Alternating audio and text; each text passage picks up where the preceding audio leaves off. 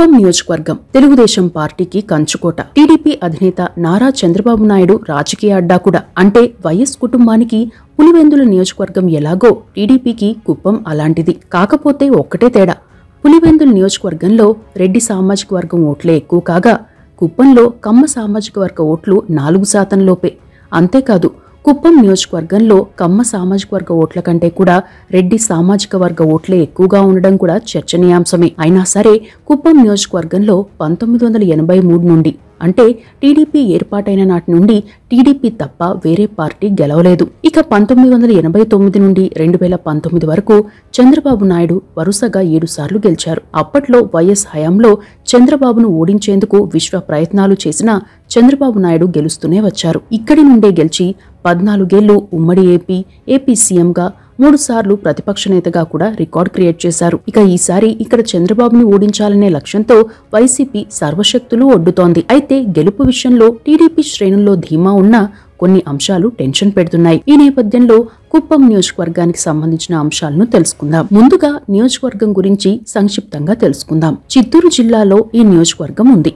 తమిళనాడు, కర్ణాటక సరిహద్దులుగా ఉన్న ఈ నియోజకవర్గం రాష్ట్రంలోనే చిట్ట చివరి నియోజకవర్గం కూడా. ఈ నియోజకవర్గంలో కుప్పం మున్సిపాలిటీతో పాటు కుప్పం, గుడిపల్లె, శాంతిపురం, రామకుప్పం మండలాలు ఉన్నాయి. ఇక ఈ నియోజకవర్గంలో ఇప్పటి వరకు 14 సార్లు ఎన్నికలు జరిగాయి. టీడీపీ 9 సార్లు గెలవగా అందులో 7 సార్లు చంద్రబాబు గెలిచారు. అంటే 1983 తర్వాత ఇక్కడ వేరే పార్టీ గెలవలేదు. 1955లో కాంగ్రెస్ అభ్యర్థి రామబ్రహ్మం, 1962లో సిపిఐ నుండి ఏపీ వజ్రవేలు చెట్టి, 1967-72లో స్వతంత్ర అభ్యర్థి డి వెంకటేశం, 1978లో కాంగ్రెస్ అభ్యర్థి దొరస్వామి నాయుడు గెలిచారు. 1983, 1985లో టీడీపీ అభ్యర్థి ఎన్ రంగస్వామి నాయుడు గెలుపొందగా 1989 నుండి చంద్రబాబు వరుసగా గెలుస్తున్నారు. అంతకుముందు 1978లో కాంగ్రెస్ పార్టీ తరఫున చంద్రగిరి అసెంబ్లీకి పోటీ చేసి గెలిచి సినిమాటోగ్రఫీ మంత్రిగా చేశారు చంద్రబాబు. అయితే 1983లో తన మామగారైన ఎన్టీఆర్ గారు స్థాపించిన టీడీపీ పైనే చంద్రగిరిలో కాంగ్రెస్ అభ్యర్థిగా పోటీ చేసి ఓడిపోయారు. అనంతరం టీడీపీలో చేరారు. 1989 నుండి కుప్పం నుండి పోటీ చేస్తున్నారు. అప్పటి నుండి వరుసగా గెలుస్తూ వస్తున్నారు. ఇక్కడి నుండే పోటీ చేసి 14 ఏళ్ల పాటు సీఎంగా చేయడంతో పాటు పలువురు సీఎంల హయాంలో ప్రతిపక్ష నేతగా చేశారు. సీఎంగా, ప్రతిపక్ష నేతగా, పార్టీ అధినేతగా ఉన్న చంద్రబాబు ఎక్కువగా హైదరాబాద్, అమరావతితో పాటు రాష్ట్ర వ్యాప్తంగా పర్యటించాల్సి ఉంటుంది. దీంతో నియోజకవర్గ ప్రజలను కలిసే అవకాశం తక్కువగా ఉండేది. అందుకుగాను కుప్పంలో కార్యాలయం ఏర్పాటు చేసి ప్రజా సమస్యలు పరిష్కరించేవారు. అయితే ఈసారి చంద్రబాబు గారిని ఓడించాలనే లక్ష్యంతో ఉన్న వైసీపీ ముందు నుండే నియోజకవర్గంపై పట్టు సాధించే ప్రయత్నం చేసింది. స్థానిక సంస్థల ఎన్నికలను కైవసం చేసుకుంది. కేవలం ఇక్కడ మాత్రమే కాదు, కుప్పంలో చంద్రబాబుని, మంగళగిరిలో నారా లోకేష్ని, పిఠాపురంలో పవన్ కళ్యాణ్ని, హిందూపురంలో బాలకృష్ణను ఓడించి వారిని అసెంబ్లీకి రాకుండా చేయాలనే లక్ష్యంతో అభ్యర్థులను ఎంపిక చేసింది కూడా. ఈ నియోజకవర్గంలో ఈసారి వైసీపీ అభ్యర్థిగా కృష్ణరాఘవ జయేంద్ర భరత్ అలియాస్ కేఆర్జే భరత్ ను బరిలోకి దింపింది. కేఆర్జే భరత్ ఎవరు అనే విషయానికి వస్తే వైసీపీ నేత, మాజీ ఐఏఎస్ అధికారి కె చంద్రమౌళి కుమారుడే కేఆర్జే భరత్. కె చంద్రమౌళి 2014, 2019 ఎన్నికల్లో కుప్పం నుండి వైసీపీ అభ్యర్థిగా పోటీ చేసి వరుసగా 47,000, 30,000 ఓట్ల తేడాతో ఓడిపోయారు. ఆయన కుమారుడు భరత్ బీటెక్ చదువుకున్నారు.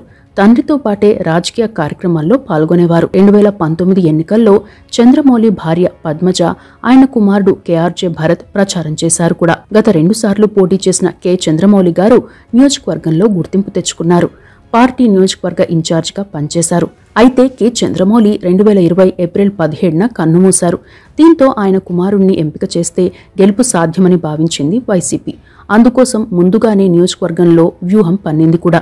చంద్రమౌళి మరణించాక కేఆర్జే భరత్ని కుప్పం నియోజకవర్గ సమన్వయకర్తగా నియమించింది. అదే టైంలో కుప్పంని మున్సిపాలిటీగా మార్చింది వైసీపీ ప్రభుత్వం. ఇక పంచాయతీ ఎన్నికలు, పరిషత్ ఎన్నికలు, మున్సిపల్ ఎన్నికల్లో మెజారిటీ పంచాయతీల్లో గెలుపొందింది. చిత్తూరు స్థానిక సంస్థల కోటా ఎమ్మెల్సీ అభ్యర్థిగా కేఆర్జే భరత్ ను పోటీకి దింపి ఏకగ్రీవంగా గెలిపించింది కూడా. ఆ తరువాత నియోజకవర్గంలో దూకుడు పెంచారు కేఆర్జే భరత్.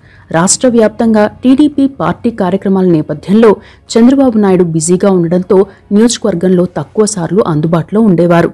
ఆయన కార్యాలయం నుండి సేవలు అందిస్తున్న వైసీపీ తరపున కేఆర్జే భరత్ నియోజకవర్గంలో పర్యటిస్తూ ప్రజల్లోకి వెళ్లారు. ఈయనకు మంత్రి పెద్దిరెడ్డి రామచంద్రారెడ్డి అండ కూడా ఉందని చెబుతారు.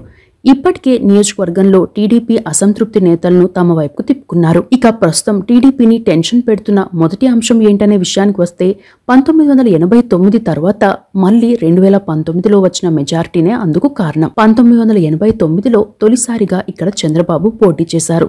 ఆ ఎన్నికల్లో 7,000 మెజార్టీ వచ్చింది. 1994లో 56,000, 1999లో దాదాపు 65,000, 2004లో 59,000, 2009లో 46,000, 2014లో 47,000, 2019లో 30,000 మెజార్టీ వచ్చింది. అంటే 17,000 మెజార్టీ తగ్గింది. 1989 తర్వాత అతి తక్కువ మెజార్టీ వచ్చింది 2019లోనే. రెండో అంశం ఏంటంటే 2014తో పోల్చితే 2019లో ఇక్కడ వైసీపీకి ఓట్లు భారీగా పెరిగాయి. 2014లో వైసీపీకి 55,000 ఓట్లు రాగా ఓట్ల శాతం 33గా ఉంది. అదే 2019లో చూస్తే వైసీపీకి వచ్చిన ఓట్లు 69,000 కాగా ఓట్ల శాతం 38కి పెరిగింది.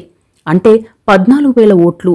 పోలింగ్ శాతం ప్రకారం చూస్తే 5% ఓట్లు పెరిగాయి. అదే సమయంలో చంద్రబాబుకు వచ్చిన ఓట్లను చూస్తే 2014లో 102,000 ఓట్లు రాగా 2019లో 1,00,000 ఓట్లు వచ్చాయి. అంటే 2014తో పోల్చితే 2019లో చంద్రబాబు గారికి 2,000 ఓట్లు తగ్గాయి. కానీ వైసీపీకి దాదాపు 14,000 ఓట్లు పెరిగాయి. ఈ ఓట్లు పెరగడానికి కారణం ఏంటనే అంశంపై పలు అభిప్రాయాలున్నాయి. కొత్త ఓటర్లతో జగన్పై నమ్మకం, చంద్రబాబుపై వ్యతిరేకతతో తమకు ఓట్లు పెరిగాయని వైసీపీ చెబుతోంది. అయితే అందులో దొంగ ఓటర్లు కూడా ఉన్నారని టీడీపీ ఆరోపిస్తోంది. రాష్ట్ర వ్యాప్తంగా టీడీపీ ఈ అంశంపై పోరాటం చేస్తోంది కూడా. ఇక ఇతర పార్టీల ప్రభావాన్ని మూడో అంశంగా చెప్పవచ్చు. 2014, 2019తో పోల్చితే ఇక్కడ ఇతర పార్టీల ప్రభావం తక్కువగానే ఉంది. కాంగ్రెస్ పార్టీకి 2014లో 2,700 ఓట్లు, 2019లో 3,800 ఓట్లు వచ్చాయి. 2014లో పొత్తు, మద్దతు కారణంగా జనసేన, బీజేపీ పోటీ చేయలేదు. 2019లో టీడీపీ, జనసేన, బీజేపీ వేర్వేరుగా పోటీ చేశాయి. ఆ రెండు పార్టీలకు కలిపి వచ్చిన ఓట్లు 3,500 లోపే. అంటే 2014, 2019 ఎన్నికల్లో చంద్రబాబుకు 17,000 మెజార్టీ తగ్గింది. కానీ అంతకంటే కూడా జనసేన, బీజేపీలకు వచ్చిన ఓట్లు తక్కువే. దీంతో ఈసారి పొత్తులు ఉన్న జనసేన, బీజేపీ పార్టీల ఓట్ల ప్రభావం తక్కువగానే ఉంటుంది. అంటే టీడీపీ ఒంటరిగానే ఇక్కడ గెలిచి తీరాల్సి ఉంటుంది. ఇక నాలుగో అంశం నోటా. 2014 ఎన్నికల్లో కుప్పం నియోజకవర్గంలో నోటాకు 905 ఓట్లు రాగా 2019లో 2,905 ఓట్లు వచ్చాయి. నార్మల్గా అయితే గెలుపోటములపై ఈ అంశం పెద్దగా ప్రభావం చూపకపోవచ్చు. కానీ నెక్ టు నెక్ ఫైట్ ఉంటే మాత్రం నోటా ఓట్లు ఖచ్చితంగా ప్రభావం చూపుతాయి. ప్రతి ఓటు ముఖ్యంగా మారిన తరుణంలో నోటా కూడా ఇక్కడ ముఖ్యమైందని చెప్పవచ్చు. అయితే నోటాకు పడిన ఓట్లు ఎవరి ఫలితాన్ని ప్రభావితం చేస్తాయనేది అంచనా వేయలేం. తటస్థ ఓటర్లను, నోటాకు వేయాలని భావిస్తున్న ఓటర్లను తమ వైపు తిప్పుకున్న పార్టీ గెలిచే అవకాశం ఉంటుంది. ఇక పార్టీల ప్లస్లు, మైనస్లను తెలుసుకుందాం. వైసీపీ ప్లస్ పాయింట్ల విషయానికి వస్తే ప్రభుత్వం అమలు చేస్తున్న పథకాలు, వైఎస్ జగన్ చరిష్మాతో పాటు గత 2 ఎన్నికల్లో ఓడిపోయిన కె చంద్రమౌళి గారిపై సానుభూతి, నియోజకవర్గంలో చంద్రబాబు వ్యతిరేకులను వైసీపీ తమ వైపు తిప్పుకోవడం, కుప్పంలో ఆశించినంత అభివృద్ధి లేదనే ప్రచారం, చంద్రబాబు స్థానికంగా ఉండడం లేదనే ప్రచారం, స్థానిక సంస్థల్లో గెలుపు ద్వారా ఇతర పార్టీల ఓట్లను ఆకర్షించడం వైసీపీకి ప్లస్ పాయింట్లలో ప్రధానమైనవి. సామాజిక వర్గాలు ప్రభావితం చూపినా టీడీపీకి కూడా ఆయా సామాజిక వర్గాల అండ ఉంది. వైసీపీ మైనస్ పాయింట్ల విషయానికి వస్తే వైసీపీపై వ్యతిరేకత, తమ నియోజకవర్గం నుండి చంద్రబాబు గెలిస్తే మళ్లీ సీఎం అవుతారనే సెంటిమెంట్ బలంగా ఉండడం వైసీపీకి ప్రతికూల అంశాలు. అదే సమయంలో పెద్దిరెడ్డి రామచంద్రారెడ్డి అండ కేఆర్జే భరత్కి ఉండడంతో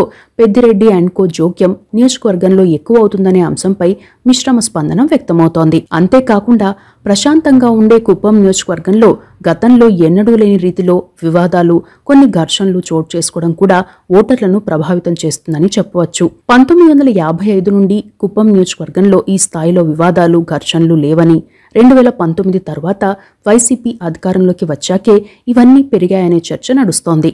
అది వైసీపీకి మైనస్ కానుంది. ఇక పక్క రాష్ట్రాల నుండి దొంగ ఓటర్లు వస్తున్నారనే ప్రచారం కూడా వైసీపీకి నెగిటివ్ అవుతుందని, స్కిల్ డెవలప్మెంట్ కేసులో చంద్రబాబుని అరెస్ట్ చేయడం కూడా ఇక్కడ వైసీపీకి మైనస్ పాయింట్ అవుతుందని చెబుతున్నారు. టీడీపీ ప్లస్ పాయింట్ల విషయానికి వస్తే తమ నియోజకవర్గ ఎమ్మెల్యే సీఎం కావడం ఏ నియోజకవర్గానికైనా ప్లస్ పాయింటే అవుతుంది. అదే సెంటిమెంట్ ఇక్కడ కనిపిస్తుంది. వైసీపీ అధికారంలోకి వచ్చాక చంద్రబాబుని, ఆయన ఫ్యామిలీని, పార్టీని వైసీపీ టార్గెట్ చేసిన నేపథ్యంలో ఈసారి చంద్రబాబుకి మరింత మెజారిటీ ఇచ్చి గెలిపించాలనే విధంగా టీడీపీ శ్రేణులు ఏకతాటిపైకి వచ్చారు. ఇక 2019 ఎన్నికల్లో జనసేన, బీజేపీ పార్టీలోకి వచ్చిన ఓట్ల సంఖ్య తక్కువే అయినా ఈసారి పొత్తు కారణంగా వైసీపీ వ్యతిరేక ఓట్లు ఎక్కువ శాతం టీడీపీకే పడనున్నాయి. ఇక 1989 ఎన్నికల తర్వాత ఇక్కడ చంద్రబాబు పెద్దగా ప్రచారం చేసేవారు కాదు. 4-5 రోజులే ఉండేవారు. కొన్నిసార్లు ఆయన తరపున నామినేషన్ కూడా ఆయన కుటుంబ సభ్యుల్లో ఎవరో ఒకరు వేసేవారు. అయితే ఈసారి చంద్రబాబు గతంలో ఎన్నడూ లేని విధంగా ఇక్కడ ప్రచారం చేస్తుండడం టీడీపీకి కలిసి వచ్చే అంశమే. టీడీపీ మైనస్ పాయింట్ల విషయానికి వస్తే చంద్రబాబు నియోజకవర్గంలో అభివృద్ధి చేసినా 14 ఏళ్ల పాటు సీఎం స్థాయిలో అభివృద్ధి చేయలేదనే విమర్శ ప్రధానమైంది. ఇక స్థానిక సంస్థల ఎన్నికల్లో వైసీపీ గెలవడం కూడా ఎన్నికలపై ఎంతో కొంత ప్రభావం చూపనుంది. ఈ నియోజకవర్గంలో సామాజిక వర్గాల ఓట్లను చూస్తే నియోజకవర్గంలో మొత్తం 2,23,000 ఓటర్లు ఉన్నారు. వారిలో వన్యకుల క్షత్రియులదే కీలక పాత్ర. 23.29% ఆ వర్గం వారి ఓట్లే ఉన్నాయి. కేఎస్ భరత్ది కూడా ఇదే సామాజిక వర్గం. ఇక ఎస్సీల ఓట్లు 14.65% ఉండగా కురబ, యాదవ సామాజిక వర్గాల ఓట్లు 7.46%, ముస్లిం 6.91%, బలిజ 6.79%, బోయ వాల్మీకి 6.01%, గాండ్ల 5.3%, రెడ్డి 4.52%, వడ్డెర 3.84%, ఎస్టీలు 2.33%, అగముడిగన్ 2.71% ఉన్నాయి. ఇతర కమ్మ, బ్రాహ్మణ, ఆర్యవైశ్య, రజక ఇలా మిగతా కులాల శాతం 4 లోపే ఉంటుంది. అయితే ఈ నియోజకవర్గంలో సామాజిక వర్గాల వారీగా ఓటింగ్ జరగడం చాలా తక్కువే.